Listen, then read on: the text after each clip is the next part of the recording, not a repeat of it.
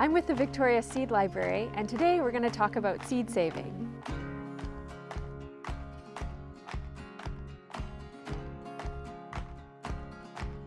Now, there are many good reasons for you to start saving your own seed. Not only do you get fresh and free seed every year, but by saving seed from the best plants that grow in your garden, you actually help those plants to adapt to your climate, and they can perform better in each successive growing season. The easiest plants to save seeds from are lettuce, tomatoes, peas, and beans. That's because these are self-pollinating plants, meaning they don't need pollen from another plant to save seed. And these are the ones we're going to cover in today's video.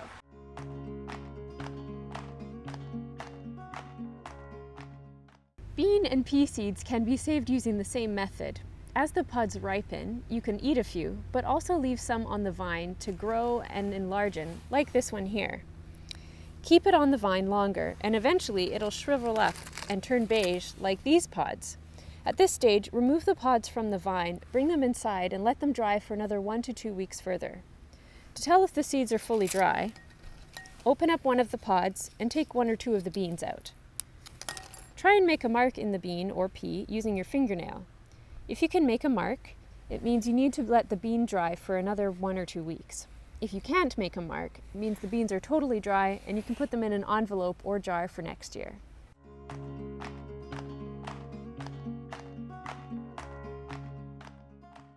For tomatoes, you want to choose the nicest fruits that you have growing. Now you can do this throughout the course of the growing season or all towards the end. Take a tomato, slice it open, and scoop out the seeds and sort of the gel-like substance into a jar. Then add some water, about 2 inches worth, into the jar, and you want to leave a bit of headroom in the jar also. Put a lid on the jar and store it in a place away from sunlight for 3 to 5 days to allow the seeds to ferment. After this time, you'll see that the viable seeds have fallen to the bottom of the jar, and the unviable seeds and extra tomato flesh have floated to the top. Now take some water and pour it into the jar so that you can pour off the extra seeds and gel stuff easily. And do this without losing the seeds at the bottom of the jar. Do this a few times if you have to. Then you can just strain the viable seeds out and put them on a flat surface to dry. Once the seeds are dry, gather them up and put them into an envelope or storage container until next year.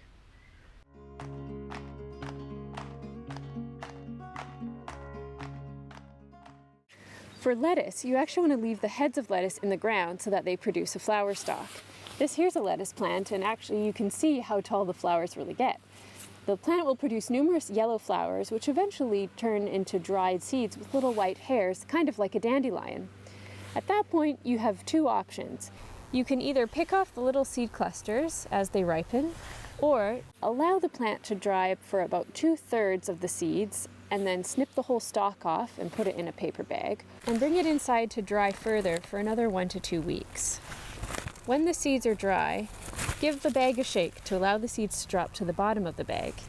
In all of these instances, make sure you label your seeds as well so that you remember what varieties you've saved.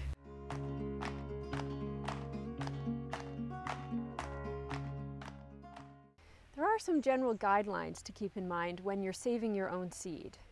The first is to save seed from 6 different plants within one variety. This allows to preserve some genetic diversity within the variety.